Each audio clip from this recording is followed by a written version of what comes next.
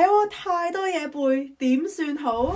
呢條片係高效溫書方法嘅第2集，幫你背嘢背得快啲，背得熟啲。而下一條片第3個 tips 喺網絡上面咧，我未見過其他人講嘅，所以想知係乜嘢嘅話咧，就記得要 follow 呢個 series 啦。咁今集嘅呢個 tips 咧，就係幫大家去到記爆入面好大量嘅唔同 structure 嘅。咁例如話你今日咧想記嘅就係呢個眼睛嘅 structure，咁俾自己大概10至15分鐘嘅時間去到記低以上嘅 structure 嘅名同埋位置，然之後咧你就可以遮晒所有 label，要自己咧喺每一個格入面咧寫翻嗰個 structure 嘅名。咁最後咧就係當然去到開估對答案啦。咁一定咧要記得 check 清楚自己串字有冇串得啱。咁聽我呢個方法咧好簡單啦，咁但係咧其實都係運用緊呢個 active recall 嘅溫書原理嘅。咁就係咧要將啲知識喺自己個腦袋入面抽翻出嚟，而呢個過程咧就係可以幫你哋將啲記憶咧去到越嚟越深刻嘅。咁今日呢集咧就講到嚟呢一度啦，記得下一集咧更加精彩嘅，千祈唔好錯過啦。咁我哋就下條片再見啦，